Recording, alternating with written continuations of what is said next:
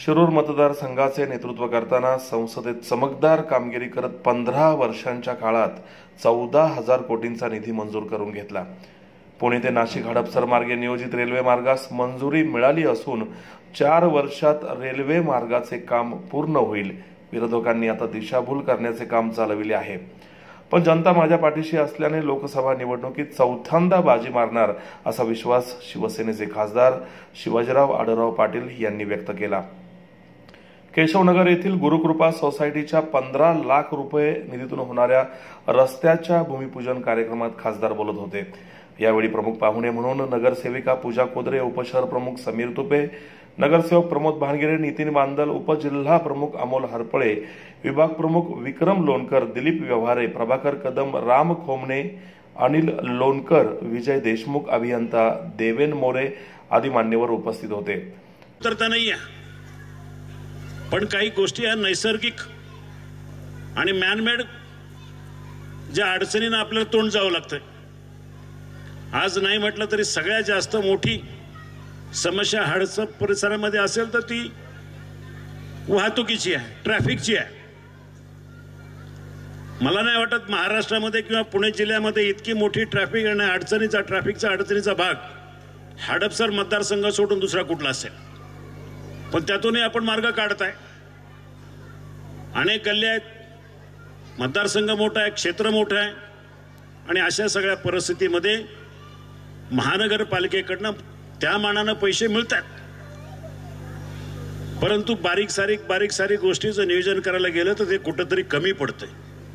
आणि म्हणून प्रत्येक नगरसेवक असेल, प्रत्येक आमदार असेल, खासदार असेल, प्रत्येकाची धडपड असते की माझ्या मतदारसंघामध्ये, माझ्या भागामध्ये सर्वाधिक जास्त निधी कसा आला पाहिजे, माझ्या भागातल्या जनतेचे प्रश्न कसे सुटले पाहिजे, अशा प्रकारची धडपड सगळ्याच लोकप्रतिनिधी असते। आणि म्हणून मला खऱ्या अर्थानं सांगावंसं वाटतं की मतदारसंघ जरी मोठा असला तरी मी ह्या माझ्या हडपसर मतदारसंघामध्ये काही लोक चर्चा करतात।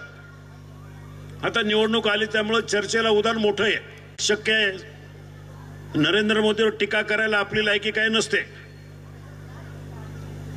किंवा शरद पवारांवर टीका करायला आपलं काही नसतं। मी नरेंद्र मोदी म्हणून म्हणत नाही, तर कुठल्याही राजकारण्यांवर टीका करायला सोशल मीडियावर आता सोपं झालंय की यांनी काय केलं। माझ्यावर सुद्धा होतं की बाबा हडपसरमध्ये मी कमी येतो, अरे येतो म्हणजे मी हडपसरमध्ये सुद्धा बऱ्याचशा वेळेला येतो। किमान महिन्यात एक दिवस तरी मी हडपसर मतदारसंघामध्ये आलोय। गेल्या 10 वर्षाचा एक इतिहास आहे। कामाच्या बाबतीत म्हणाल तर माझं जाहीर आव्हान आहे माझ्यावर टीका करणाऱ्या लोकांना की ह्यापूर्वी सुद्धा ह्या मतदारसंघामध्ये हडपसरला खासदार होते, मग त्या माध्यमातून काय कामं झाली आणि पूर्वीच्या खासदारांचा संपर्क काय होता हे आपण सांगावं। अनेक वर्षापासून प्रलंबित असलेला सोलापूर रोडचा प्रश्न, रवी किरंदे कवडीपाट, हा जवळजवळ सगळ्यांची मागणी होती बऱ्याच दिवसापासून। 50 कोटी रुपये मी त्यावेळेला त्या तत्कालीन काँग्रेसच्या मंत्र्याबरोबर भांडून संघर्ष करून मंजूर करून आणला। आज आपल्या घोरपडी परिसरामध्ये रेल्वेचा ओव्हरब्रिज आहे। ह्या रेल्वेच्या ओव्हरब्रिजचं क्रेडिट घ्यायला आता सगळे, पण मी आपल्याला या ठिकाणी ठामपणे सांगतो माझ्याकडे कागदोपत्री सगळे पुरावे आहेत की ह्या रेल्वे ओव्हरब्रिजचं परमिशन आणण्यासाठी सर्वाधिक मेहनत मी घेतलेली आहे। अगदी ह्या भागाचा खासदार नसतानापासून, खेड लोकसभा मतदारसंघाचा खासदार असतानापासून मी सुरुवात केलेली आहे 2009 पासून। खासदार आढळराव पुढे म्हणाले, निवडणूक जवळ आल्यावर सोशल मीडियावर विरोधक टीका करत सुटलेत, पण टीकाकारांना माझे आव्हान आहे की पूर्वीच्या खासदारांच्या कामाची आणि माझ्या कामाची तुलना करून पहा। हडपसर परिसरात रेल्वे उड्डाणपूल, रस्ते, रेल्वे भुयारी मार्ग केवळ माझ्या प्रयत्नातून झाले आहेत। शासन दरबारी कोंढवा पाणी पुरवठा योजना मार्गी लावण्यासाठी मी यशस्वी प्रयत्न केले। मनपा, राज्य शासन, केंद्र शासन या तिन्ही ठिकाणी नागरी प्रश्न सोडवण्याकरता खासदार म्हणून मी काम केले आहे। विरोधक आम्ही केलेल्या कामाचे श्रेय लाटण्याचा व्यर्थ प्रयत्न करीत आहेत। कामाला त्याला सुरुवात होईल।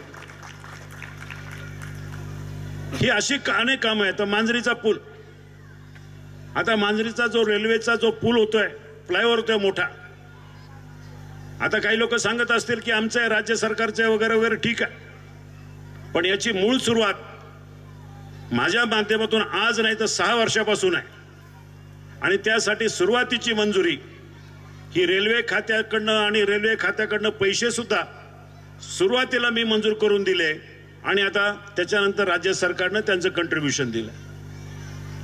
दुसरा एक मोलाचा आणि महत्त्वाचा प्रश्न म्हणजे आपला ससाने नगरचा अंडरग्राउंड ब्रिज जो आहे त्याला सुद्धा श्रेय घेणारे भरपूर आहे. त्यासाठी आम्ही अनेक आंदोलन केली, राज्य सरकारबरोबर प्रस्ताव मांडले, महानगरपालिकेमध्ये प्रस्ताव मांडले, बैठका घेतल्या आणि त्या कामाला आता कुठं लवकरात लवकर चालना मिळते.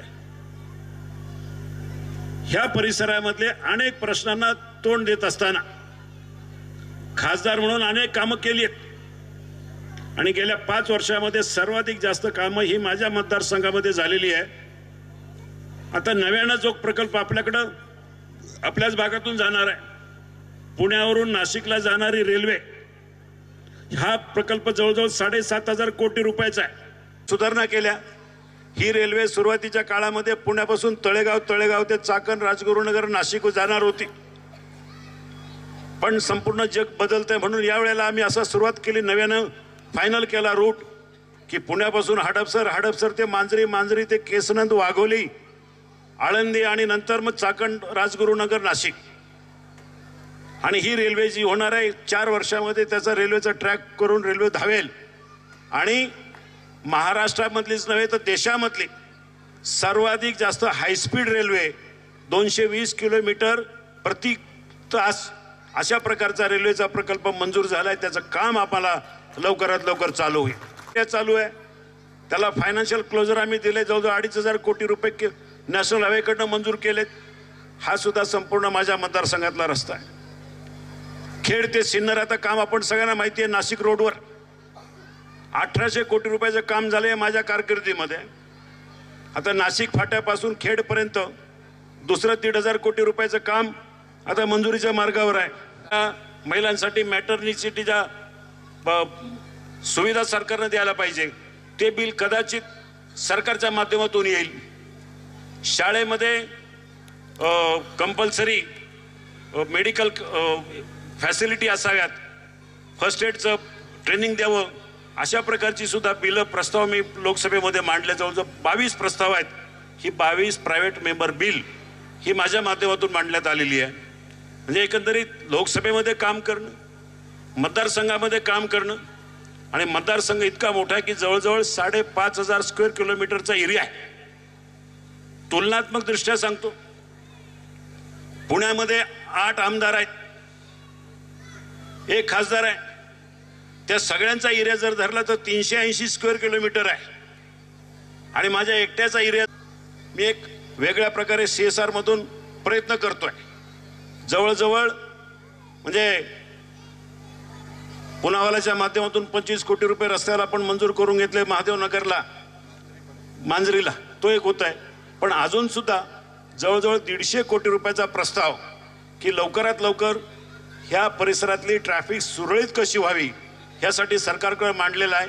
आणि त्याचं लवकरात लवकर कदाचित लोकसभेच्या अगोदर त्याचं आपल्याला काम सुद्धा सुरू किंवा अनाऊन्स तरी होईल, अशा प्रकारची सुद्धा मी अपेक्षा व्यक्त करतोय. कार्यक्रमाचे संयोजन मुकेश भाट, नितीन बांदल, शाखा प्रमुख देवेंद्र भाट, हरिभाऊ मोटे, विजय खडके, विजय रासकर, रमण रेड्डी, अविनाश आबनावे, गौरव धिवार, गुरुकृपा सार्वजनिक मित्रमंडळाच्या कार्यकर्त्यांनी केले. कार्यक्रमाचं प्रास्ताविक नितीन बांदल यांनी केले तर आभार अनिल खडके यांनी मानले.